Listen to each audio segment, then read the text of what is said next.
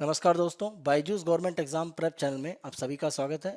आज हम आपके सामने 10 मार्च 2021 के समाचार विश्लेषण प्रस्तुत कर रहे हैं, जिसमें द हिंदू अखबार के प्रमुख आलेखों की हम समीक्षा करेंगे और उनसे संबंधित प्रारंभिक और मुख्य परीक्षा के प्रश्न भी आपको प्रैक्टिस के लिए दिए जाएंगे। पहला भाग हमारा कल के दिन में पूछे गए प्रारंभिक परीक्षा के जो प्रश्न हैं उनके उत्तर के साथ में होगा। पहला आर्टिकल हमारा कृषि नियामक तंत्र के संबंध में होगा। दूसरा आकस्मिक अग्नि हानि और बचाव के संबंध में। तीसरा क्वेड के संबंध में रहेगा, क्वेड सामरिक अवसर या अनिश्चितता का दलदल। और इसी के साथ आप ध्यान रखें कि 4, 5 और 6 ये तीनों आर्टिकल हम एक साथ डिस्कस करेंगे। क्वेड के साथ में ही हम एक आर्टिकल डिस्कस करेंगे अमेरिका की अफगानिस्तान योजना। एक अन्य आर्टिकल है अमेरिका द्वारा अफगानिस्तान में समावेशी सरकार का विचार। तो ये 4, 5, 6 ये आर्टिकल एक साथ डिस्कस किए जाएंगे। सातवां देखें पूर्णकालिक अध्यक्षों की आवश्यकता। आठवें से अगर हम देखें तो हमारे प्रारंभिक परीक्षा के टॉपिक शुरू हो जाते हैं। पर्यावरण नियामक की नियुक्ति पर देरी पर सुप्रीम कोर्ट द्वारा सवाल, उससे संबंधित प्रारंभिक परीक्षा का प्रश्न। केंद्रीय पेंशन के संबंध में, उसके संबंध में प्रारंभिक परीक्षा का प्रश्न। नासा के संयुक्त मिशन के लिए इसरो द्वारा रडार का विकास, उसके संबंध में प्रश्न। और सेना द्वारा आतंक रोधी क्षमता का प्रदर्शन, यहाँ पर एक युद्ध अभ्यास की बात की जाएगी और उसके संबंध में प्रारंभिक परीक्षा का प्रश्न। और अंतिम भाग में हम देखें तो हमने जो यहाँ पर प्रमुख मुख्य परीक्षा के रूप में जो आर्टिकल डिस्कस किए हैं उनके संबंध में मुख्य परीक्षा के जो प्रश्न हैं वो हम यहाँ पर डिस्कस करेंगे। और साथ साथ उनका जो भी एक ढांचा है या संरचना होती है जिसके आधार पर आप मुख्य परीक्षा में प्रश्नों को लिखते हैं, वो भी हम इन प्रश्नों के साथ में डिस्कस करेंगे। तो हम अपने पहले भाग को शुरू करते हैं, यानी कल के दिन में प्रारंभिक परीक्षा के जो प्रश्न पूछे गए थे उनके उत्तर हम यहाँ पर डिस्कस करते हैं। पहला क्वेश्चन देखिए, निम्नलिखित में से किसे यूनेस्को द्वारा विश्व धरोहर स्थल घोषित किया गया है? एलोरा की गुफाएं, हुमायूं का मकबरा दिल्ली, रानी की वाव, तंजावुर गंगैकोंडचोलपुरम और दारासुरम में स्थित महान सजीव चोल मंदिर और साथ में भीमबेटका के शैलाश्रय। तो यहाँ पर आप देखें तो आंसर आपका डी है, यानी 1, 2, 3, 4, 5, इसमें पांचों शामिल हैं। दूसरा, नीलाविलक्कू एक पारंपरिक दीपक है जिसका उपयोग आमतौर पर किस राज्य में किया जाता है? तो आंसर आपका सी, केरल में किया जाता है। सर सैयद अहमद खान के संदर्भ में निम्नलिखित कथनों में से कौन से सही हैं? पहला, सर सैयद अहमद खान अलीगढ़ आंदोलन के लिए जाने जाते हैं। दूसरा, उन्होंने आधुनिक स्कूलों और पत्रिकाओं की स्थापना करके पश्चिमी शैली की वैज्ञानिक शिक्षा को बढ़ावा दिया। और तीसरा, वे 1857 के विद्रोह से पहले ब्रिटिश प्रशासन के एक वफादार सेवक थे। यहाँ पर सर सैयद अहमद खान के संबंध में ये तीनों ही आपके जो पॉइंट दिए गए हैं वो सही है। तो आंसर आपका है डी, तीनों 1, 2, 3 सही है। चौथा क्वेश्चन हम देखते हैं, निम्नलिखित कथनों पर विचार कीजिए। भारत निर्वाचन आयोग राज्य विधानसभाओं और विधान परिषदों दोनों के लिए चुनाव आयोजित कराता है। मुख्य चुनाव आयुक्त की नियुक्ति और पदच्युति राष्ट्रपति द्वारा की जाती है। और तीसरा, मतदान का अधिकार एक संवैधानिक अधिकार है। तो यहाँ पर हम देखें कि पहला और तीसरा सही है, लेकिन दूसरा यहाँ पर एक तरह से गलत है। तो आंसर आपका सी, केवल 1 और 3 सही है। और लास्ट हम पांचवा क्वेश्चन देखें तो विगत वर्ष में यूपीएससी की तरफ से जो भी क्वेश्चन पूछे गए हैं वो हम आपके लिए यहाँ पर प्रैक्टिस के लिए लाते हैं। तो क्वेश्चन आप देखें, निम्नलिखित युग्मों पर विचार कीजिए। प्राय चर्चा में रहने वाले निम्नलिखित समुदाय, तो यहाँ पर प्रमुख समुदाय और देश दिए गए, उनका आपको मिलान करना है।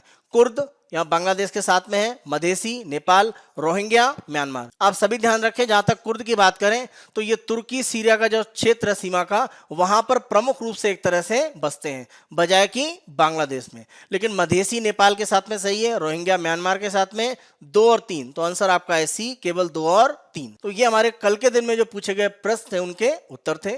हम आज का अपना जो विश्लेषण है उसको प्रारंभ करते हैं। और यहाँ विश्लेषण में पहला आर्टिकल हम देखें तो पेज नंबर 6 पर, ये जीएस पेपर 3 में इकोनॉमी से अर्थव्यवस्था से संबंधित है। इस आर्टिकल में अगर हम देखें तो कहा यह गया है कि भारत में जो कृषि क्षेत्र है उसमें एक तरह से नियामक, एक रेगुलेटर की आवश्यकता है। यानी कृषि क्षेत्र में जो भी आवश्यकताएं हैं उनको नियंत्रित और निगमित करने के लिए एक संस्था की जरूरत है। इस तरह का ढांचा वर्तमान में भारत में एकीकृत रूप में नहीं है। इस आर्टिकल में कहा गया है कि वर्तमान कृषि बिल के आधार पर भारत में एक तरह से अलग अलग मतों का जो विभाजन दिख रहा है, यानी कुछ उसके पक्ष में कुछ विपक्ष में। लेकिन वर्तमान आवश्यकता यह है कि भारतीय किसानों की जो भी प्रमुख आवश्यकताएं हैं उनको पूरा करने के लिए एक नियामक या एक रेगुलेटर जो संस्था होती है उसका कहीं ना कहीं गठन किया जाना चाहिए। तो हम वर्तमान स्थिति में कृषि क्षेत्र की जो आवश्यकताएं हैं उनके संबंध में इस आर्टिकल पर क्या क्या तथ्य दिए गए उन पर एक तरह से प्रकाश डालेंगे। आप ध्यान रखें कि भारत में जब हम किसानों की बात करते हैं, खासतौर पे छोटे किसान, जैसे हम सीमांत और लघु किसानों की बात करें, जिनके पास 1 हेक्टेयर से कम या 1 हेक्टेयर तक की जमीन है, इन सभी को मिला दें तो लघु और सीमांत किसानों का एक समूह हो जाता है। और ये भारत में लगभग 85% या उससे कुछ ज़्यादा ही कृषि का हिस्सा बना देता है। तो ऐसी स्थिति में कहीं ना कहीं जो सीमांत और छोटे किसान हैं, उनके लिए हमें आवश्यकताएं एक तरह से देखने की जरूरत है। तो खेती में जो प्रमुख गतिविधियां हैं, उनमें जो भी बाधाएं आती हैं, उनको एक तरह से दूर करने का प्रयास किया जाना चाहिए। जैसे अगर हम देखें, कृषि में जो भी इनपुट है, यानी जो भी एक तरह से हम कह सकते हैं कि कृषि करने के लिए प्रमुख आवश्यकताएं हैं, वो चाहे बीज की हो, खाद की हो, सिंचाई की हो, या आगे चलकर बाजार की एक जो आवश्यकता पड़ती है, तो प्रारंभिक इनपुट जो कृषि में लगते हैं, उनको हमें मजबूत करने की जरूरत है। इसी के साथ साथ हमें बाजार उपलब्ध कराने पड़ेंगे, क्योंकि जो सामान बन रहा है अगर वो बाजार में बिकेगा नहीं, किसानों को उचित मूल्य नहीं मिलेगा, तो उत्पादन जो किसान कर रहे हैं उसका बहुत लाभ नहीं होगा। जब हम वित्त की बात करते हैं तो संस्थागत वित्त, यानी एक तरह से भारत सरकार के द्वारा संचालित जो बैंक, यानी सरकारी क्षेत्र के बैंक, निजी क्षेत्र के बैंक या अन्य प्रकार के जो भी वित्तीय संस्थाएं हैं, उनके माध्यम से किसानों को ऋण उपलब्ध कराया जाए, छोटे साहूकारों के जाल में वो न फंस पाए। इसकी हमें बहुत बड़ी आवश्यकता है। मानव संसाधन, भारतीय कृषि क्षेत्र में आप ध्यान रखें, जितनी आवश्यकता है उससे ज़्यादा लोग एक तरह से काम कर रहे हैं, तो वो जो आवश्यकता से ज़्यादा लोग हैं उनको एक तरह से अलग हटाने की जरूरत है।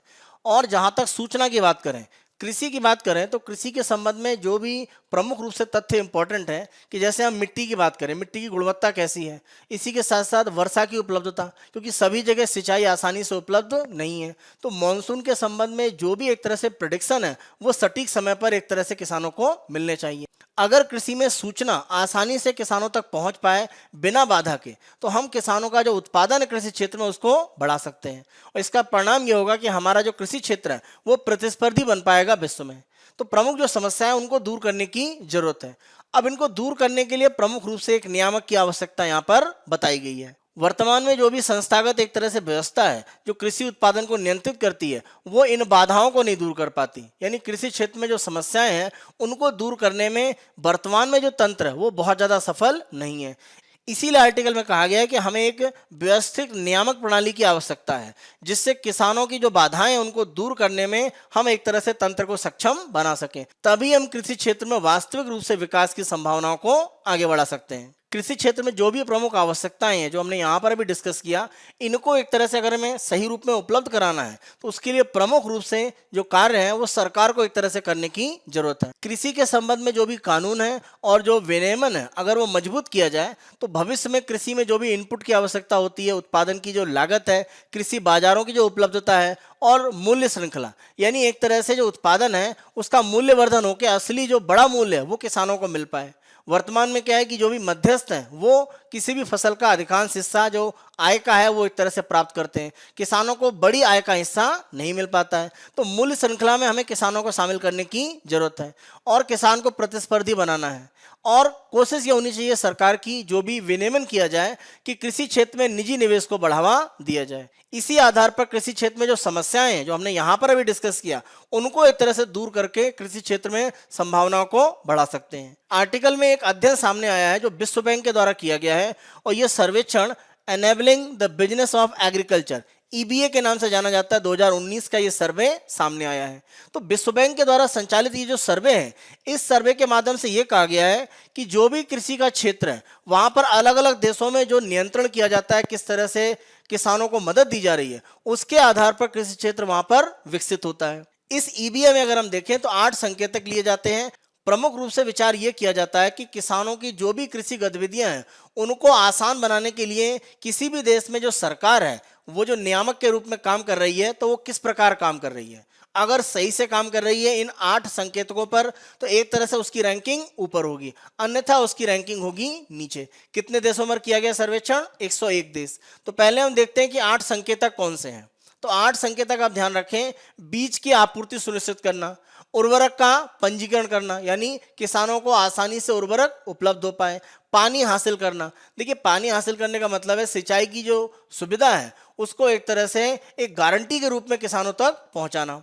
मशीनरी का पंजीकरण करना, यानी जो मशीनों की आवश्यकता कृषि क्षेत्र में पड़ती है उनको सुनिश्चित करना कि वो किसानों तक उपलब्ध हो। पशुधन को बनाए रखना, यानी जो भी पशुधन किसानों के पास है उसको सुरक्षित करके उनके लिए अतिरिक्त आय के स्रोत बनाना। पौधों के स्वास्थ्य की रक्षा करना। देखिए, पौधों के स्वास्थ्य की रक्षा करने का सिंपल सा मतलब ये होता है कि जब भी कृषि क्षेत्र में आप कोई उत्पादन करते हैं, जैसे मान लीजिए गेहूं का उत्पादन हुआ, अब ये मान लीजिए गेहूं का उत्पादन ए है और मान लीजिए इसको हम अमेरिका को निर्यात करने वाले हैं या मान लीजिए रूस को निर्यात कर रहे हैं। तो जब भी इस तरह का कृषि उत्पाद निर्यात किया जाता है तो इसकी एक तरह से जांच की जाती है और इसे कहा जाता है फाइटोसैनिटरी मेजर। फाइटोसैनिटरी उपाय का सिंपल सा मतलब है पौधों की स्वास्थ्य की एक तरह से जांच करना। यानी जो भी कृषि उत्पाद का निर्यात किया गया, जैसे मान लीजिए गेहूं की हमने बात करी, तो गेहूं के साथ में किसी तरह का खरपतवार ये तो नहीं जा रहा है बाहर, तो ये एक तरह से जांच करना। तो इस तरह के उपाय कितने अच्छे से किसी देश में अपनाए जा रहे हैं। आप ध्यान रखें कि भारत से जो कृषि निर्यात किया जाता है उसमें कभी कभी बाहर के देशों ने कंसाइनमेंट कैंसिल कर दिया है, क्योंकि भारत के जो उत्पाद हैं उनके साथ में कुछ ऐसे खरपतवार या कीटनाशी हैं वो उनके देश में पहुंच सकते हैं। तो इसी कारण से बहुत बड़े बड़े कंसाइनमेंट भारत के कैंसिल किए गए हैं। पौधों के स्वास्थ्य की जो रक्षा है वो एक मानक भी देखकर चलना पड़ेगा कि कितने इस तरह के देश हैं जहां पर इसका पालन अच्छे से किया जा रहा है। सातवां देखें, खाद्य पदार्थों का व्यापार करना। यानी जो एक तरह से कृषि वस्तुओं का अंतर्राष्ट्रीय व्यापार है उनको आसान करने में किसी भी देश में कितने उपाय किए जा रहे हैं। और अंतिम रूप में जो आठवां मानक है वो है वित्त की पहुंच। यानी किसानों तक आसानी से वित्तीय जो भी संसाधन है वो उपलब्ध हो पा रहे हैं या नहीं हो पा रहे हैं। इन 8 मानकों के आधार पर एक तरह से जो ईबीए की रिपोर्ट है उसमें 101 देशों को अलग अलग रैंकिंग दी जाती है। तो अगर हम भारत की रैंकिंग देखें तो भारत 49वें नंबर पर वर्तमान में है। और अगर हम 3 सबसे ऊपर की रैंकिंग के देश देखें तो फ्रांस, क्रोएशिया और चेक गणराज्य हैं। जहां तक हम उभरती हुई अर्थव्यवस्थाओं की बात करें, इमर्जिंग इकोनॉमीज जिनको हम E20 बोलते हैं, तो इमर्जिंग इकोनॉमी उभरती हुई अर्थव्यवस्थाओं में जो 20 देश हैं उसमें भारत अगर हम देखें तो दक्षिण अफ्रीका के बाद खेती की गतिविधियों के लिए दूसरा सबसे कम अनुकूल नियामक वातावरण वाला देश है। यानी 20 देशों में हमारी रैंकिंग कितनी है? 19, क्योंकि 20वें नंबर पर कौन है? South Africa. और यहां पर नंबर 1 पर कौन है? तुर्की। तो जो उभरती अर्थव्यवस्थाएं उसमें भी भारत की रैंक देखें तो एक तरह से 19 नंबर पर आती है और ओवरऑल रैंक कितनी है? 49। यह दर्शाता है कि कृषि के क्षेत्र में जो भी नियामक या रेगुलेशन की आवश्यकता है उसमें भारत की स्थिति बहुत अच्छी नहीं है। जो हमने पीछे 8 मानक देखे उनमें कुछ स्तर पर हमारे यहाँ अच्छा काम हुआ है, लेकिन सभी में बराबर अच्छा काम नहीं है। तो ये हमें भविष्य में एक तरह से सुधार करने की आवश्यकता है। आप ध्यान रखें, कृषि क्षेत्र में जब भी हम इनपुट की बात करते हैं तो इनपुट में अगर खाद की बात करें, पानी और जो यांत्रिक शक्ति यानी जो मशीन है, अगर वो अच्छी क्वालिटी की उपयोग नहीं की जाती हैं तो होता यह है कि उत्पादकता यानी प्रति हेक्टेयर जो उत्पादन है उसमें कमी आती है। खाद्य उत्पादन में लागत एक तरह से बढ़ जाती है। तो अगर खाद्य उत्पादन में लागत बढ़ेगी तो निर्यात क्या हो जाएगा? घट जाएगा, क्योंकि वो महंगा हो जाएगा। तो लागत एक तरह से बढ़ती है और अनिश्चितता बढ़ जाती है, क्योंकि अगर गुणवत्ता अच्छी नहीं है तो उत्पादन का बाजार में उचित मूल्य मिलेगा, इसको लेकर आशंकाएं बन जाती हैं। तो ये यहाँ पर संभावनाएं दिखती हैं कि हमें कहीं ना कहीं कृषि क्षेत्र के जो प्रमुख इनपुट हैं उन पर ध्यान देने की आवश्यकता है। अगर कृषि क्षेत्र में किसानों की जो क्षमता है वो हम कम करके रखेंगे, यानी जितनी कृषि क्षेत्र की क्षमता है उसका पूर्ण रूप से उपयोग नहीं हो पाएगा, तो समस्याएं क्या है कि किसान के द्वारा अधिशेष यानी जो सरप्लस है, यानी अपनी आवश्यकता के बाद बाजार में बेचने के लिए जो उत्पादन है वो करने में वो सफल नहीं हो पाएगा। दूसरा, आप देखें, नई पौधों की किस्मों को अपनाने के लिए वो तैयार नहीं हो पाएगा, क्योंकि उसमें जोखिम लेने की जो क्षमता है वो अच्छी नहीं होगी। तो इस तरह से कहीं ना कहीं जो नई प्रजातियां हैं उनका प्रचार होना उतना आसान नहीं होता है और पुरानी प्रजातियों के आधार पर कम उत्पादन के साथ कृषि क्षेत्र आगे बढ़ता है। तो ये दूसरी बड़ी संभावना जो एक तरह से दिखती है। और तीसरा कि जो नए अवसर हैं उनके लिए एक तरह से किसान तैयार नहीं हो पाता अपनी आय को बढ़ाने के लिए, अगर कृषि क्षमता को हम बहुत ज़्यादा विस्तारित नहीं करते हैं। यानी पुराने साधन पर या पुरानी जो पद्धति है उसी के आधार पर सारा कृषि तंत्र अगर चलेगा तो ये समस्या प्रमुख रूप से दिखती हैं। भारत के कृषि क्षेत्र में वर्तमान में यही समस्याएं प्रमुख रूप से विद्यमान है। विश्व बैंक की अगर हम इस रिपोर्ट को देखें जिसमें 8 ये मानक लिए गए थे, इन 8 मानकों में हम देखें तो कुछ प्रमुख मानक है जिनका उपयोग एक तरह से यहाँ पर बताया गया है। जैसे हम पहला देखें कि सिंचाई प्रबंधन, यानी आसानी से अगर सिंचाई उपलब्ध हो पाती है तो कृषि उत्पादन की हम बात करें, कीमतों की बात करें और आय की जो परिवर्तनशीलता है उसको कम किया जा सकता है। क्योंकि अगर आसानी से सिंचाई की सुविधा उपलब्ध है तो कृषि उत्पादन को हम लक्षित अनुसार एक तरह से बढ़ा सकते हैं। अन्यथा अगर सिंचाई सही रूप में उपलब्ध नहीं है तो उत्पादन घटता है, उत्पादन घटेगा तो कीमतें बढ़ेंगी और एक तरह से किसानों की जो आय है उसमें एक तरह से परिवर्तन दिखाई पड़ेगा। तो ये तीनों आपस में क्या इंटरलिंक है और आवश्यकता क्या है कि सिंचाई प्रबंधन अच्छा होना चाहिए। इसी के साथ साथ अगर सिंचाई हम आसानी से उपलब्ध कराते हैं तो प्राकृतिक जो भी एक तरह से समस्याएं हैं उनके लिए भी किसान उसका सामना करने के लिए तैयार रहते हैं। जैसे अगर मान लीजिए मानसून डिले होता है, लेट होता है, तो ऐसी स्थिति में अगर नहर या अन्य माध्यम से सिंचाई की उपलब्धता है तो इसका कृषि उत्पादन पर नकारात्मक प्रभाव नहीं पड़ता है। तो हमें एक तरह से जो प्राकृतिक समस्याएं हैं उनको भी कृषि क्षेत्र में सहने की जो क्षमता है वो विकसित करने की आवश्यकता है, और इसके लिए सिंचाई प्रबंधन अच्छा होना आवश्यक है। इसी के साथ साथ जोखिम वाले और अच्छे रिटर्न देने वाली जो फसलें हैं उनके उत्पादन के लिए हम किसानों को तभी प्रोत्साहित कर सकते हैं जब हमारा सिंचाई प्रबंधन मजबूत होगा। जैसे अगर हम बात करें गन्ने की, तो ये एक नकदी फसल है, लेकिन यहाँ पर जो सिंचाई की आवश्यकता है वो भी काफ़ी महत्वपूर्ण होती है। तो अगर वो सुनिश्चित किया जाए तो जोखिम के साथ किसान काम करेगा और गन्ने जैसी फसलों के उत्पादन में योगदान करेगा और उसको भी अच्छा रिटर्न मिलेगा। तो आवश्यकता क्या है कि सिंचाई प्रबंधन अच्छा करने की जरूरत है। अभी हमने डिस्कस किया था फाइटोसैनिटिक उपाय यानी पादप स्वच्छता। तो हमें वैश्विक कृषि मूल्य श्रृंखला यानी विश्व का जो कृषि का बाजार है वहां पर अगर हम प्रवेश करना चाहते हैं तो हमें पादप स्वच्छता को विकसित करना पड़ेगा। यानी जो हमारे कृषि उत्पाद निर्यात के लिए जा रहे हैं उनमें हमें अच्छे से चेकिंग करनी पड़ेगी, किसी भी तरह का खरपतवार, किसी तरह का कीट वो नहीं होना चाहिए। तो इसके करने के लिए भारत में जो मानक है उनको और मजबूत करने की जरूरत है। तो ये ढांचा अगर एक नियामक संस्था बनाती है तो दुनिया का जो कृषि बाजार है उसमें भारत भी आसानी से उसकी मूल्य श्रृंखला में प्रवेश करके अपना योगदान कर सकता है। अगर हम भारत की बात करें तो बीज की आपूर्ति की बात करें हम, और खाद्य वस्तुओं का जो व्यापार होता है और वित्तीय सुविधाएं जो किसानों को उपलब्ध हैं, इन संकेतकों में अगर हम देखें तो भारत का स्कोर अच्छा है। यानी इन 3 क्षेत्रों में हमने एक तरह से अच्छे कार्य किए हैं।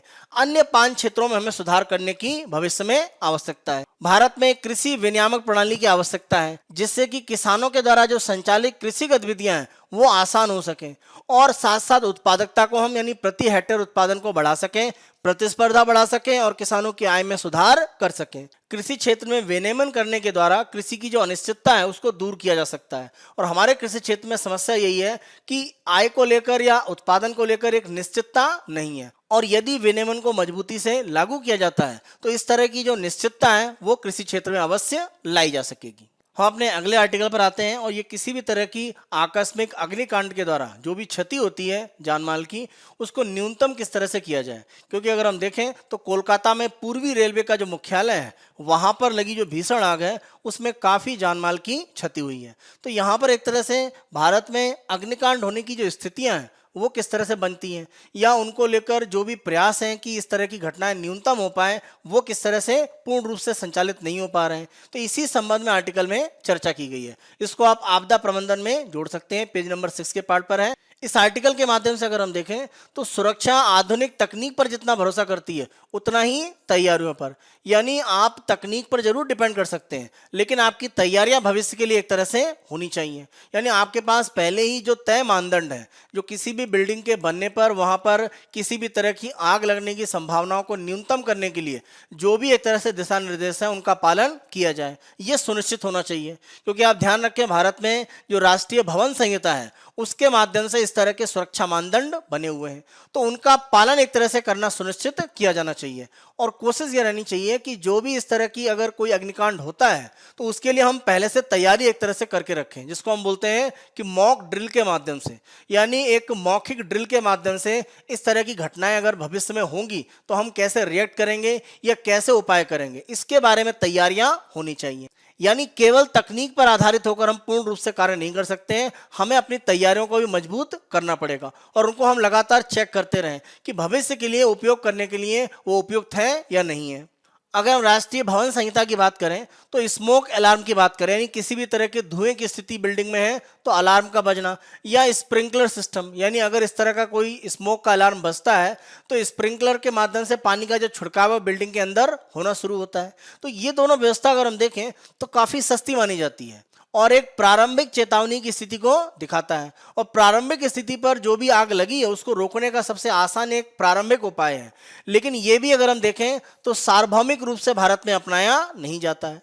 यानी किसी भी अग्निकांड को रोकने के लिए जो सबसे सस्ते उपाय हैं जो घटना के पहले ही किए जा सकते हैं वो भी भारत में पूर्ण रूप से लागू नहीं होते हैं। तो इस तरह के उपाय हैं उनको सार्वभौमिक यानी सभी बिल्डिंग्स में लागू करने की पूर्णतः आवश्यकता है।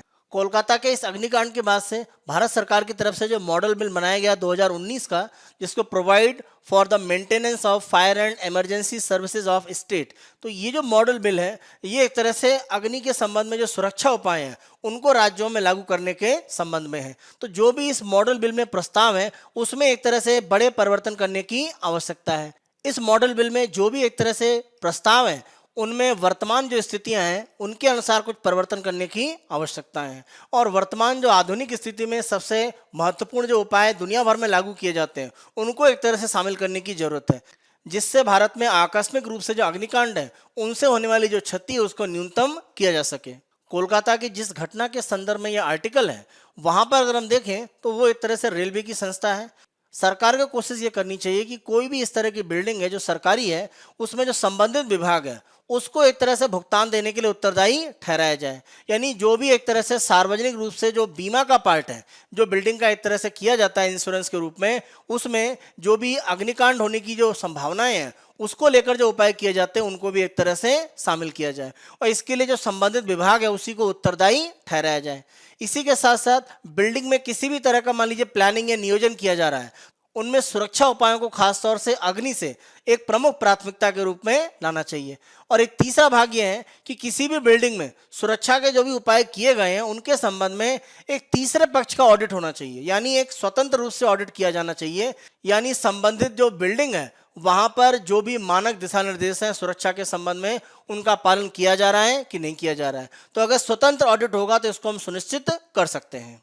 जितने भी प्रमुख कार्यालय हों चाहे सरकारी हों या निजी क्षेत्र के हों, और बहुमंजिला यानी मल्टी स्टोरी जो आवासीय बिल्डिंग है उनमें एक तरह से अभ्यास करने यानी मॉक ड्रिल करने की जरूरत है।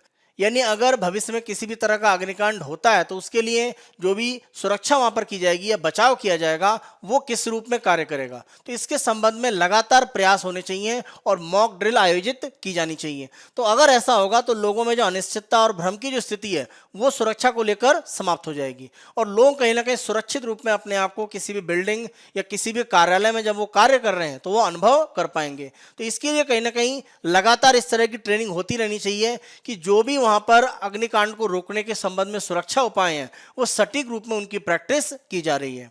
और जैसा हमने प्रारंभ में भी डिस्कस किया कि सुरक्षा अग्निकांड के संदर्भ में उन्हीं के साथ में एक तरह से प्रमुख रूप से दिखाई पड़ती है जो तैयार रहते हैं। यानी अगर किसी तरह का अग्निकांड होता है तो ऐसी स्थिति में क्या क्या उपाय करने हैं, लोगों का बचाव कैसे करना है, न्यूनतम क्षति उपाय इस तरह से कैसे कार्य करना है, ये सारी स्थितियां अगर एक तरह से तैयार रहें तो हम कहने के सुरक्षा को मजबूत कर सकते हैं।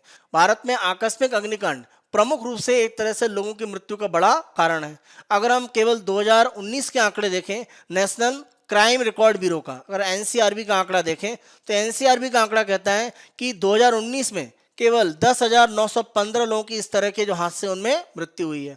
तो ये दिखाता है कि अग्निकांड के संदर्भ में जो सुरक्षा उपाय हैं वो सही रूप में भारत में अपनाए नहीं गए हैं, और मानक जो सरकार ने बनाया उनका सही से पालन नहीं होता है। प्रमुख रूप से मानकों का पालन सुनिश्चित करना और समय समय पर ऑडिट के माध्यम से उसकी जांच करना, क्योंकि अगर कोई तंत्र बना दिया गया है सुरक्षा के लिए और उसकी जांच नहीं की जाएगी वो वर्तमान में संचालित हो रहा है कि नहीं हो रहा है, इससे अगर किसी तरह की अग्निकांड की संभावना भविष्य में बनती है तो ऐसी स्थिति में वो उपाय कारगर होगा या नहीं होगा ये सुनिश्चित कर पाना आसान नहीं होता है। अगर इसे सुनिश्चित किया जाए तो अग्निकांड से होने वाली जो क्षति है उसको भविष्य में हम न्यूनतम कर सकते हैं। हम अपने नेक्स्ट आर्टिकल पर आते हैं, और ये क्वाड के संबंध में एक तरह से है। तो देखिए क्वाड मतलब एक तरह का क्वाड्रिलेटरल एक चतुर्भुजीय समूह है, यानी 4 देशों का समूह है जिसमें भारत उसके साथ साथ शामिल है यूएसए, साथ में ऑस्ट्रेलिया और जापान। आर्टिकल में डिस्कस किया गया है कि क्वाड सामरिक रूप से भारत के लिए एक अवसर है या भारत के लिए एक तरह से भविष्य में जो सामरिक स्थिति है उसमें एक दलदल जैसी स्थिति को बनाएगा। यानी भारत के लिए अनिश्चितताएं इस समूह के साथ भविष्य में जुड़ी हुई हैं। तो इसी संबंध में आर्टिकल में चर्चा की गई है। क्वेट के साथ साथ हमने अफगानिस्तान में अमेरिका का जो रोल है उसके संबंध में जो 2 आर्टिकल हैं उनको भी इसी क्वेट के जो डिस्कशन है उसके साथ में शामिल किया है। अगर हम यहाँ पर क्वेट समूह को एक तरह से देखें कि ये विकसित कब हुआ है, तो जब हम क्वेट के विकसित होने की बात करते हैं तो हम भारत का पक्ष लेकर चलते हैं कि भारत ने इस तरह के क्वेट समूह से अपने आप को क्यों जोड़ा।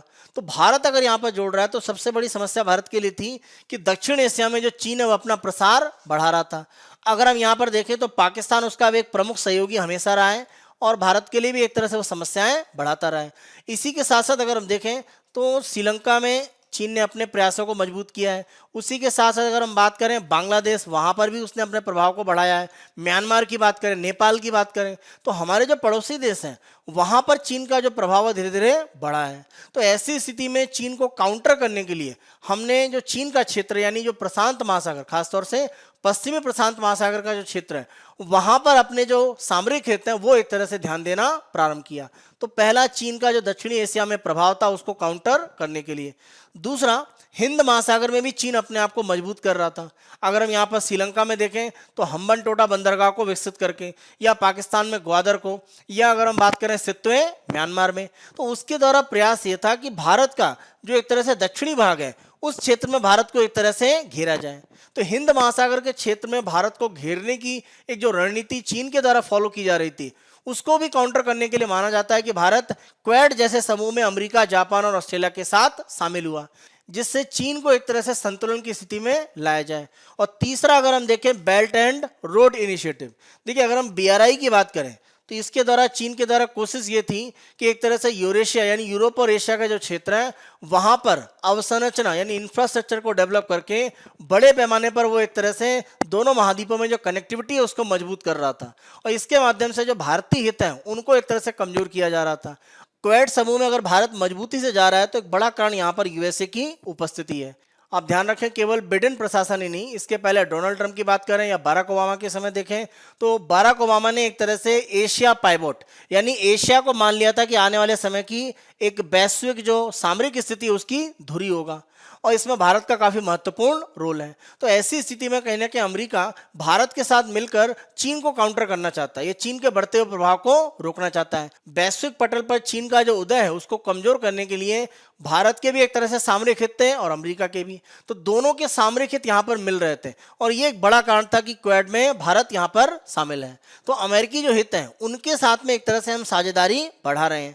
और आप देखें तो जो भी सुरक्षा संबंधी प्रमुख समझौते हैं भारत ने अमेरिका के साथ किए हैं, रक्षा उपकरणों की बात करें या प्रशिक्षण की साझेदारी है वो हम कर रहे हैं, भूमि पर और समुद्र में जो अभ्यास है वो हम कर रहे हैं, जिससे कि हमारी सेनाएं आपस में सहयोग करके किसी भी तरह की सैन्य कार्रवाई में साथ साथ काम कर सकें। तो ये भारत अमेरिका की जो सैन्य साझेदारी है वो जो बढ़ते हुए रूप में है वो कहीं ना कहीं चीन का जो एशिया में बढ़ता हुआ प्रभाव है या वैश्विक स्तर पर जो बढ़ता हुआ प्रभाव है उसको रोकने का एक प्रयास माना जा रहा था, और क्वेड को इसी का एक तरह से परिणाम देखा जाता है। चीन के द्वारा दक्षिणी चीन सागर में प्रमुख द्वीप या समुद्र के जो क्षेत्र हैं उन पर अपना नियंत्रण स्थापित किया जा रहा है, और इसके कारण उसके जो पड़ोसी देश हैं वो चाहे वियतनाम की बात करें या हम बात करें फिलीपींस के साथ में, इंडोनेशिया के साथ में, प्रमुख देशों के साथ में उसका विवाद बढ़ता जा रहा है। ऐसी स्थिति में जो प्रशांत महासागर का पश्चिमी भाग है जो एक तरह से चीन का सीमावर्ती भाग भी है, उसकी समुद्री सीमा भी बनाता है, वहां पर अमेरिकी हित काफी फोकस है। पश्चिमी प्रशांत महासागर के क्षेत्र को आप ध्यान रखें अमेरिका के लिए काफी महत्वपूर्ण हो जाता है, कारण दक्षिण कोरिया और जापान अमेरिका के जो दो प्रमुख सहयोगी देश हैं वो इस क्षेत्र में एक तरह से हैं, और उत्तर कोरिया भी यहाँ पर आक्रामक स्थिति में रहता है। तो प्रशांत महासागर का जो पश्चिमी भाग है वो अमेरिका के लिए सामरिक रूप से काफी महत्वपूर्ण है, और ऐसी स्थिति में अमेरिका ने इंडो पैसिफिक का एक कॉन्सेप्ट दिया, यानी इंडियन ओशन, हिंद महासागर और प्रशांत महासागर, उनके सामरिक हितों को मिलाकर वो देखता है। और यही कारण है कि भारत भी कहीं ना कहीं प्रशांत महासागर की जो वर्तमान सामरिक स्थिति है उसमें अपने आप को शामिल कर रहा है, जबकि सीधे तौर पर भारत के लिए वहां पर कोई बड़े सामरिक हित नहीं है। लेकिन इंडो पैसिफिक जो कॉन्सेप्ट अमेरिका के द्वारा बढ़ाया जा रहा है उसमें भारत भी एक तरह से प्रमुख रूप से शामिल है। तो अमेरिका की कोशिश ये है कि पश्चिमी प्रशांत महासागर और हिंद महासागर इनको एकीकृत कर दिया जाए, मिलाकर एक सिंगल भू राजनीतिक क्षेत्र यानी जियो पॉलिटिकल एरिया बना दिया जाए। ये जो पूरा एक भौगोलिक क्षेत्र है इसे अमेरिका भू राजनीतिक क्षेत्र के रूप में एक सिंगल एंटिटी मानने लगा है। तो ऐसी स्थिति में क्योंकि हिंद महासागर में भारत सबसे महत्वपूर्ण स्थिति में है, तो भारत भी प्रशांत महासागर के जो देशों का समूह है जैसे क्वेड की बात करें उसमें कहीं ना कहीं भागीदारी को बढ़ावा देता है। चीन को काउंटर करने की जो अमेरिकी नीति है उसमें भारत प्रमुख रूप से एक तरह से उसका सहयोगी बना हुआ है, और क्वेड उसका एक प्रमुख आधार अमेरिका को प्रदान करता है। क्वेड के साथ अगर हम प्रमुख समस्या देखें तो क्वेड में अमेरिका एक तरह से प्रमुख रूप से वहां पर उपस्थित है, तो 4 देशों का समूह जरूर है, लेकिन एक तरह से जब क्वेड की हम बात करते हैं तो अमेरिका केंद्रित एक तरह से ज़्यादा है। तो अमेरिकी नीतियां जो हैं उनको एक तरह से देखकर ये कार्य कर रहा है। तो अगर अमेरिकी हित किसी भी तरह से प्रभावित होते हैं या उस पर नकारात्मक प्रभाव पड़ता है तो अमेरिका क्वेड को कभी भी आगे नहीं बढ़ाएगा। तो हमें यह ध्यान देना पड़ेगा कि अमेरिका अपने सामरिक हितों को देखकर ही हमेशा आगे बढ़ता है। और इसका जो सबसे अच्छा एग्जाम्पल है वो अफगानिस्तान के साथ अभी आप देख सकते हैं, जो हम आगे डिस्कस करेंगे। जहां तक चीन की बात करें तो आर्थिक शक्ति के रूप में चीन एक बड़े तेजी से उभरता हुआ देश रहा है और अपने आप को वैश्विक अर्थव्यवस्था में उसने एक सर्वोच्च 3 देशों की श्रेणी में शामिल करा लिया है। कोविड-19 में जो भी दुनिया में सप्लाई चेन में समस्याएं आई वो कारण यह था कि प्रमुख रूप से चीन से कोविड-19 का प्रसार हुआ। तो सप्लाई चेन का प्रभाव ये दिखाता है कि चीन वैश्विक सप्लाई चेन में कितना महत्वपूर्ण स्थान रखता है। तो वो चाहे भारत हो या अमेरिका हो, कोई भी देश चीन के साथ जो आर्थिक संबंध है उनको पूर्ण रूप से नहीं तोड़ सकता है। आप देखें कि ट्रंप के समय में चीन और अमेरिका के संबंध बहुत ही निचले स्तर पर थे। उसके बाद भी अमेरिकी कंपनियों ने कोविड-19 के बाद बड़े पैमाने पर अपने कार्य को बंद नहीं किया है चीन में, और वो संचालित कर रही हैं क्योंकि उनका मानना है कि चीन में उनकी लागत कम रहती है और उनको लाभ की स्थिति ज़्यादा है। अपने आर्थिक हितों को देखते हुए एक तरह से अमेरिका कार्य करता है। तो भारत को भी कहीं ना कहीं अपने आर्थिक हितों को भी देखने की आवश्यकता है। जहां तक हम बात करें अफगानिस्तान का मुद्दा, तो अफगानिस्तान का जो मुद्दा है वो ये दिखाता है कि अमेरिका केवल अपने जो सामरिक हित है उनकी एक तरह से चिंता करता है। क्योंकि अगर आप एक तरफ देखें तो अमेरिका है वो चीन के साथ में, रूस के साथ में, ईरान, तीनों के साथ में उसके विरोधी एक तरह से वर्तमान में स्थिति दिखती है। ईरान पर तो प्रतिबंध भी अमेरिका की तरफ से लगे हुए हैं। पिछले ट्रंप सरकार के समय में ही अमेरिका ने अफगानिस्तान में जो तालिबान संगठन है, जो एक आतंकवादी संगठन के रूप में भी स्थापित है, उनके साथ में समझौता किया और वर्तमान में चीन, रूस, ईरान भी यहाँ पर वार्ताओं में शामिल हो गए हैं। तो अपने विरोधी देशों के साथ में भी वार्ताएं करता है अगर उसके सामरिक हित कहीं ना कहीं रक्षित होते हैं। तो हमें यह ध्यान रखना पड़ेगा कि अमेरिका क्वेड में तभी तक है जब तक उसके सामरिक हितों की वहाँ पर रखवाली होती है। अगर उसके सामरिक हित वहाँ से नहीं साधे जाएंगे तो वो अपने आप को क्वेड से प्रभाव कम कर लेगा। तो ये हमें ध्यान देने की जरूरत है कि हम अपने सामरिक हितों को देखकर ही एक तरह से क्वेड में आगे बढ़ें। अगर हम अफगानिस्तान का मुद्दा देखें तो यहाँ पर टर्की का जो प्रभाव है वो भी एक तरह से बढ़ रहा है, जबकि टर्की और पाकिस्तान की एक तरह से जो मित्रता है वो सभी जानते हैं। तो अगर टर्की का प्रभाव बढ़ेगा तो ऐसी स्थिति में पाकिस्तान की स्थिति यहाँ अफगानिस्तान में मजबूत होगी और ये भारत के लिए एक तरह से क्या है, विरोधी स्थिति है। और भारत की विरोधी स्थिति को अमेरिका आगे बढ़ा रहा है, यानी अफगानिस्तान में बैठकों को सफल करने के लिए वो तुर्की का सहयोग भी एक तरह से लेने को तैयार है, जबकि तुर्की पाकिस्तान का सहयोगी है और पाकिस्तान भारत के जो रिश्ते हैं बहुत अच्छे नहीं है। तो अमेरिका अपने हितों को देख रहा है, वो भारतीय हितों की बहुत चिंता नहीं करता है। अफगानिस्तान को लेकर संयुक्त राष्ट्र संघ की एक तरह से जो बैठक चल रही है, जिसको 6+2+1 बैठक भी कहा जाता है, इसमें अफगानिस्तान के जो 6 पड़ोसी देश हैं, इसमें एक तरह से ईरान शामिल है। ईरान, इसके साथ में आप चीन को आप डाल दीजिए। ईरान, चीन, पाकिस्तान, ताजिकिस्तान, तुर्कमेनिस्तान और उज्बेकिस्तान। और जहाँ तक 2 की बात करें तो इसमें यूएसए और रूस शामिल है। और 1 ये अफगानिस्तान का एक तरह से भाग है। 6+2+1 बैठकों में देखें तो भारत एक तरह से अनुपस्थित है, लेकिन अमेरिका की तरफ से भारत को भी यहाँ पर जो बैठकें हो रही हैं तालिबान को एक तरह से वार्ताओं में शामिल करके शांति अफगानिस्तान में स्थापित करने के लिए उसमें शामिल किया जा रहा है। लेकिन अगर हम प्रत्यक्ष रूप में देखें तो भारत यहाँ पर अभी वार्ताओं में जो 6+2+1 है उसमें शामिल नहीं है। तो ये स्थिति दिखाती है कि अमेरिका अपने हितों के लिए कहीं ना कहीं भारत के साथ की जो साझेदारी प्रशांत महासागर या हिंद महासागर के क्षेत्र में है उससे अलग हटकर कार्य कर सकता है, और जैसा वो अफगानिस्तान में कर रहा है। हमें क्वेड के संदर्भ में यह ध्यान देने की आवश्यकता है कि हम केवल अमेरिका के एक तरह से प्रभाव में आकर क्वेड में अपनी नीति को आगे न बढ़ाएं। हमारे जो सामरिक हित हैं उनको एक तरह से हमें महत्वपूर्ण रूप से देखने की आवश्यकता है, और ऐसी स्थिति में ही हमें कहीं ना कहीं अपने जो प्रयास हैं वो करने होंगे। तो क्वेड हमेशा हमारे लिए महत्वपूर्ण रूप में आगे बढ़ेगा ऐसा जरूरी नहीं है, इस आर्टिकल के माध्यम से यही बताया गया है। और खास तौर पर लद्दाख में जो एक तरह से भारत और चीन का सीमा विवाद हुआ उसके बाद से माना जा रहा है कि भारत की जो प्राथमिकताएं हैं उनमें कुछ परिवर्तन होना चाहिए। हमें ध्यान रखना पड़ेगा कि हमारे लिए प्रमुख प्राथमिकताएं कहाँ हो सकती हैं, हमारे अपने जो पड़ोसी देश हैं, और उसके साथ साथ अगर हम बात करें हिंद महासागर, तो हिंद महासागर और हमारे जो पड़ोसी देश हैं ये हमारे लिए ज़्यादा महत्वपूर्ण है, बजाय इसके कि हम क्वेड जैसे समूह में अपने आप को सामरिक रूप से ज़्यादा शामिल करें। तो भविष्य में कहीं ना कहीं आप लद्दाख का जो विवाद है ये दिखा रहा है कि भारत चीन का सीमा विवाद अगर तेजी से आगे बढ़ा तो इसका एक कारण ये भी माना जाता है कि क्वेड में भारत ने जिस तरह से भागीदारी को बढ़ाया है, इसी कारण से चीन के द्वारा काफ़ी एग्रेसिव रूप में सीमा विवाद को आगे बढ़ाया जा रहा है। तो हमें यह ध्यान रखना पड़ेगा कि भविष्य में हमारे जो सामरिक हित हैं वो कहाँ पर हैं, इसके बारे में हम कहीं ना कहीं क्लियर रहें। अन्यथा अमेरिका, जो अपने सामरिक हितों को देखकर ही कार्य करता है, वो भारत का एक तरह से सामरिक रूप में उपयोग कर सकता है, जैसा क्वेड के लिए इस आर्टिकल के माध्यम से कहा जा रहा है। तो भारत को अपनी प्राथमिकताएं हैं वो भविष्य के लिए कहीं ना कहीं सुनिश्चित करने की आवश्यकता है। एक अगले आर्टिकल पर आते हैं और ये जीएस पेपर 2 में गवर्नेंस से संबंधित है।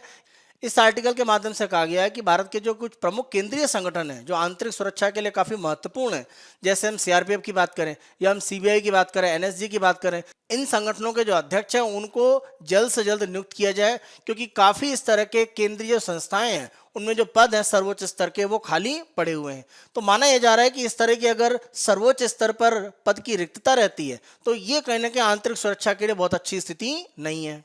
आप ध्यान रखें, जब हम केंद्रीय बल की बात करते हैं, जैसे हम सीआरपीएफ की बात करें या एनएसजी की बात करें, तो आंतरिक सुरक्षा के लिए काफी महत्वपूर्ण रूप में ये काम करते हैं। बीएसएफ की अगर हम बात करें तो हमारे सीमा पर एक तरह से निगरानी करने में वो काफी प्रमुख रूप से योगदान करते हैं। तो यहाँ पर हम ध्यान रखें कि जब भी किसी भी बड़े संगठन का कोई अध्यक्ष है उसको अगर मान लीजिए कार्यकारी रूप में यानी एक तरह से एक्टिंग रूप में नियुक्त किया जाता है तो वो बड़े निर्णय ले लेता है। तो अंतिम प्रभार रखने वाले अधिकारी प्रमुख नीतिगत निर्णय लेने से कतराते हैं, क्योंकि उनको लगता है कि जो नया प्रभारी यानी जो प्रमुख रूप से बनाया जाएगा अध्यक्ष वो अंतिम निर्णय ले पाए। तो ऐसी स्थिति में निर्णय लेने का जो तंत्र है वो कमजोर पड़ जाता है। अगर कार्यकारी अध्यक्ष काम करेंगे संगठनों में तो वो निर्णय लेने में कहीं ना कहीं उतनी तेजी नहीं दिखाएंगे, क्योंकि उनको लगेगा कि जो स्थायी अध्यक्ष आएगा वो इस तरह का बड़ा नीतिगत निर्णय ले सकता है। तो अंतिम रूप में निर्णय लेने का जो तंत्र है वो प्रभावित होता है। सरकार को कोशिश ये करनी है कि जब भी किसी प्रमुख संगठन जैसे सीआरपीएफ की बात करें, बीएसएफ की बात करें, तो इनमें कोई भी अध्यक्ष रिटायर हो रहा है तो उसके 3 महीने पहले ही नई नियुक्ति के संबंध में जो घोषणाएं हैं वो एक तरह से कर दी जाए और न्यूनतम 2 साल का कार्यकाल दिया जाए या सेवानिवृत्ति की जो आयु है जो भी एक तरह से कह सकते हैं बाद में आ रही हो। तो सरकार को कोशिश ये करनी चाहिए कि जो भी नियुक्ति है वो रिटायर होने से पहले ही अंतिम रूप में निर्धारित की जाए और कार्यकाल थोड़ा लंबा मिलना चाहिए, जिससे कि निर्णय जो भी संगठन में लिए जाएं वो प्रभावी रूप में लागू हो पाए। क्योंकि अगर छोटा कार्यकाल होगा तो जो निर्णय है उनका प्रभाव सही रूप में नहीं दिखता है। सरकार को कोशिश ये करनी चाहिए कि किसी भी संगठन में जो सर्वोच्च पद की बात करते हैं तो ऐसे लोगों को लाया जाए जो उस संगठन में ऑलरेडी काम कर चुके हैं। जैसे सीआरपीएफ में ही कोई मान लीजिए किसी पद पर काम कर चुका है तो सीआरपीएफ के डायरेक्टर जनरल के रूप में उसी व्यक्ति को नियुक्त किया जाए। तो संगठन से आने वाला व्यक्ति कहीं ना कहीं संगठन के जो भी कार्यप्रणाली है उससे परिचित होता है, तो वहां पर निर्णय लेने में उसको काफी आसानी होती है। यहाँ पर सुझाव दिया गया कि यूपीएससी की तरफ से एक स्वीकृत अधिकारियों का एक पैनल बनाया जाए और इस पैनल को हमेशा तैयार रखा जाए कि अगर किसी संगठन में सर्वोच्च पद के लिए किसी व्यक्ति को नियुक्त करना है तो उनके लिए उनके द्वारा सिफारिश प्रस्तुत की जाए। इस तरह के पैनल के गठित होने से जो भी फैसले लिए जाते हैं सर्वोच्च नियुक्तियों में उनमें गति आएगी और साथ साथ जो दक्षता है वो काम में एक तरह से बढ़ेगी। तो दोनों को ही मजबूत करने में इस तरह के जो पैनल हैं वो एक तरह से काम कर सकते हैं। भारत में आंतरिक सुरक्षा के लिए जो भी संगठन प्रमुख रूप से उत्तरदायी हैं, अगर उनमें सर्वोच्च स्तर पर पदों में रिक्तता रहती है, ये कहीं ना कहीं उनकी कार्यप्रणाली को कमजोर करता है। तो इसके संबंध में हमें ध्यान देने की आवश्यकता है। प्रारंभिक परीक्षा के संबंध में अगर हम पहले आर्टिकल को देखें तो ये आर्टिकल सुप्रीम कोर्ट की तरफ से एक जो यहाँ पर एक क्वेश्चन पूछा गया सरकार से कि पर्यावरण को एक तरह से विनियमन करने के लिए, रेगुलेट करने के लिए जिस संस्था की गठन करने की सुप्रीम कोर्ट के द्वारा एक तरह से बात कही जा रही थी वो अभी तक क्यों नहीं किया गया और उसमें काफी डिले क्यों किया जा रहा है। किसी भी प्रोजेक्ट के संबंध में जो भी ग्रीन क्लियरेंस दिए जाते हैं उनके लिए एक तरह से एक नए संगठन को गठित करने की बात थी, तो उसी को किस लिए तेजी से नहीं किया गया है इसके संबंध में आर्टिकल में कहा गया है। तो इसी के संबंध में हमने आपको प्री का क्वेश्चन दिया है। निम्नलिखित कथनों में से कौन सा या कौन से सही है?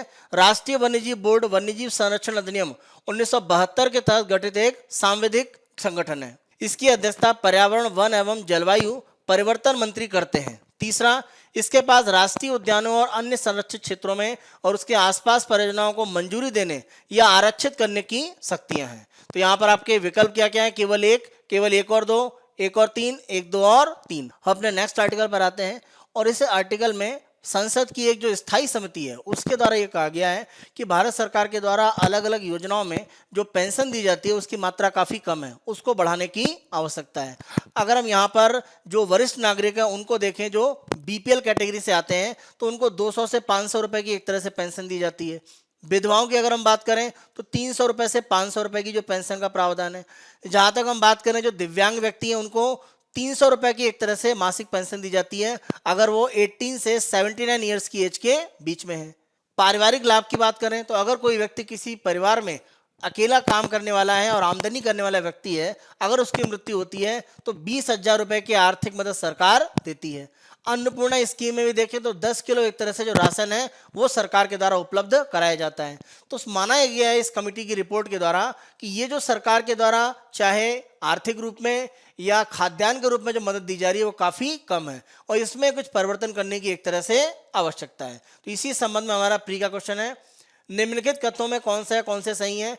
राष्ट्रीय सामाजिक सहायता कार्यक्रम एक केंद्र प्रायोजित योजना है जो बुजुर्गों, विधवाओं और दिव्यांग व्यक्तियों को सामाजिक पेंशन के रूप में वित्तीय सहायता प्रदान करती है। दूसरा, यह संविधान के अनुच्छेद 41 के तहत डीपीएसपी की पूर्ति की दिशा में एक महत्वपूर्ण कदम है, यानी राज्य के नीति निर्देशक तत्व, directive principle of state policy, यह ग्रामीण विकास मंत्रालय द्वारा प्रशासित है। तो ऑप्शन आपके क्या क्या, केवल एक सही, केवल एक और दो, केवल एक और तीन, और एक दो तीन तीनों। अगला आर्टिकल अगर हम देखें, अमेरिका की अंतरिक्ष संस्था नासा और भारत की अंतरिक्ष संस्था इसरो, उनके द्वारा मिलकर एक संयुक्त मिशन किया जा रहा है और इस मिशन के लिए इसरो के द्वारा एक रडार डेवलप किया गया है। तो यहाँ पर इसी के संबंध में हमने आपको प्री का क्वेश्चन दिया है, निम्नलिखित कथनों में कौन सा है, कौन से सही है। अति उच्च रिजोल्यूशन वाली छवियों को कैप्चर करने के लिए निसार अंतरिक्ष मिशन के साथ एक सिंथेटिक अपर्चर रडार को इसके पेलोड के रूप में भेजे जाने का प्रस्ताव है। यह विवादित क्षेत्रों में आतंकी लॉन्च पैड की निगरानी हेतु इसरो और नासा का एक संयुक्त मिशन है। तो यहाँ पर आप देखें ऑप्शन क्या क्या, केवल एक सही, केवल दो, एक और दो, दोनों, ना तो एक ना ही दो। एक लास्ट आर्टिकल देखें तो यहाँ पर भारत और उज्बेकिस्तान के द्वारा मिलकर एक काउंटर टेरर यानी आतंकवाद रोधी एक तरह के युद्ध अभ्यास है वो किया जा रहा है और इसी युद्ध अभ्यास के संबंध में हमने आपको प्री का यहाँ पर क्वेश्चन दिया है। डस्टलिक सैन्य अभ्यास किन दो देशों के बीच में आयोजित किया जाता है, भारत और रूस, रूस और चीन, भारत और उज्बेकिस्तान, या लास्ट में भारत और मंगोलिया। तो इन चारों में आपको बताना है कौन सा सही आंसर है। प्रारंभिक परीक्षा में एक लास्ट हिस्सा देखते हैं, विगत वर्ष के प्रश्न, यानी पीछे के वर्षों में यूपीएससी के द्वारा जो पूछे गए प्रश्न हैं वो हम आपको यहाँ प्रैक्टिस के लिए देते हैं। क्वेश्चन आप देखिए, निम्नलिखित में से कौन 3D मुद्रण अनुप्रयोग के उदाहरण है। पहला, मिष्ठान वस्तुओं का निर्माण, बायोनिक ईयर का निर्माण, मोटर वाहन उद्योग, पुनर्निर्माण सर्जरी, डाटा प्रसंस्करण तकनीक। निम्नलिखित कूट का उपयोग करके सही उत्तर का चयन कीजिए। 1 3 4 2 3 5 1 और 4, या डी में 1 2 3 4 5, यानी सभी सही हैं। ये हमारे प्रारंभिक परीक्षा के प्रश्न थे, इनके उत्तर आप कमेंट बॉक्स में दीजिए और कल का हमारा जो समाचार विश्लेषण होगा उनमें हम इसके आंसर आपको उपलब्ध कराएंगे। मुख्य परीक्षा की बात करें तो हमने जो आर्टिकल डिस्कस किए हैं उनमें से मुख्य परीक्षा का प्रश्न आप देखिए, भारतीय कृषि क्षेत्र में विनियमन को मजबूत करके हम वैश्विक कृषि बाजार में प्रतिस्पर्धी बन सकते हैं। उपरोक्त कथन की समीक्षा करें, सबसीमा 250। अगर हम इस उत्तर की संरचना देखें, स्ट्रक्चर, तो प्रस्तावना में विश्व बैंक की जो ईबीए रिपोर्ट है उसकी आप चर्चा करें। मुख्य भाग में कृषि क्षेत्र में जो समस्याएं हैं वो बताएं। ईबीए रिपोर्ट की चर्चा डिटेल में करें कि भारत कहां पर अच्छा कर रहा है और कहां पर भारत में समस्याएं हैं, तो किन मानकों पर हम कमजोर हैं और कहां पर हमारी स्थिति सही है वो एक तरह से आप बताएं, और क्या उपाय हो सकते हैं वो आपको बताना है। निष्कर्ष में आप ये बता सकते हैं कि विनियमन कृषि में बढ़ाकर वैश्विक प्रतिस्पर्धा बढ़ाई जा सकती है, क्योंकि आने वाले समय में भारत, चीन, इंडोनेशिया तथा ब्राजील जैसे मध्यम आय वाले देश विश्व कृषि उत्पादन में अग्रणी रहेंगे। वर्तमान में आप देखें तो ये स्थिति अमेरिका या जो पश्चिमी देश है उनको प्राप्त है, तो ये स्थिति बदल सकती है आने वाले समय में, तो इसीलिए भारत को विनियमन करने की आवश्यकता है कृषि क्षेत्र में। दूसरा क्वेश्चन देखिए, भारत की सामरिक मजबूती उसके सीमावर्ती देशों तथा हिंद महासागर में मजबूती से अधिक संचालित होती है। उपरोक्त कथन की समीक्षा क्वेड समूह के परिप्रेक्ष्य में करें। सब सीमा क्या है, 250। उत्तर संरचना आप देखिए, प्रस्तावना में भारत के जो सामरिक हित हैं और क्वेड का जो गठन का उद्देश्य है वो एक तरह से बताइए, क्या कारण थे कि क्वेड बनाया गया और भारत के सामरिक हित उससे कैसे जुड़े हुए हैं वो आपको बताना है प्रस्तावना में। मुख्य भाग में आपको ये बताना है कि क्वेड की प्रासंगिकता वर्तमान में क्या है। अमेरिकी हितों की आत्म केंद्रित नीति, यानी अगर क्वेड के माध्यम से अमेरिका के हित नहीं साधे जाते हैं तो वो क्वेड में बहुत महत्वपूर्ण भूमिका नहीं निभाएगा, तो वो अपने हितों को देखता है, तो इस पर एक तरह से भारत को सतर्क रहने की आवश्यकता है। और भारत के लिए अपने सीमावर्ती देश और हिंद महासागर ये ज़्यादा महत्वपूर्ण हो जाता है। और जहाँ तक अफगानिस्तान का मुद्दा है तो उसको भी आप बता सकते हैं कि किस तरह से चीन के साथ में, रूस के साथ में, ईरान के साथ में अमेरिका बैठ के कर रहा है, जबकि अमेरिका का इनके साथ में सामरिक टकराव भी है। तो अपने हितों को साधने के लिए अमेरिका अपने विरोधियों के साथ भी जा सकता है। तो ऐसी स्थिति में क्वेड की प्रासंगिकता बहुत अधिक नहीं दिखती है। इस आधार पर आप मुख्य भाग में जो पॉइंट है वो लिखेंगे। जहां तक निष्कर्ष की बात करें तो क्वेड से अलग भारत के लिए प्राथमिकता क्या होनी चाहिए? हिंद महासागर, उसके पड़ोसी देश। तो आप लद्दाख जो सीमा विवाद है उसको उदाहरण के साथ में बता सकते हैं कि चीन के द्वारा जो सीमा विवाद है उसको ज्यादा विस्तारित इसीलिए किया गया क्योंकि कहीं ना कहीं उनका मानना है कि भारत अमेरिका के साथ में ज्यादा सहयोगी रूप में जा रहा है और वो चीन के हितों को नुकसान पहुंचाएगा। तो ऐसी स्थिति ना आए भविष्य में, या टकराव की स्थिति ना आए, क्योंकि ध्यान रखें भारत और चीन के आर्थिक हित भी काफी बड़े पैमाने पर जुड़े हुए हैं। भारत के 3 सबसे बड़े आर्थिक साझेदारों में चीन वर्तमान में है। तो ऐसी स्थिति में हमें चीन के साथ जो संबंध है उनको सामान्य करने के लिए भविष्य में कार्य करने की जरूरत है। तो ऐसे आधार पर कहीं ना कहीं क्वेड की जो प्रासंगिकता है वो कुछ कम होती प्रतीत होती है। ये निष्कर्ष के रूप में आप लास्ट में लिखेंगे। ये हमारे 10 मार्च 2021 के समाचार विश्लेषण थे। आने वाले दिनों में अन्य दिनों के समाचार विश्लेषण हम आपको इसी तरह से उपलब्ध कराते रहेंगे। जो भी आपको प्रश्न दिए गए हैं उनके आंसर आप कमेंट बॉक्स में जरूर लिखें। Byju's government exam prep channel को आप बेहद पसंद कर रहे हैं। अधिक से अधिक संख्या में लाइक, शेयर और सब्सक्राइब अवश्य करें। Thank you.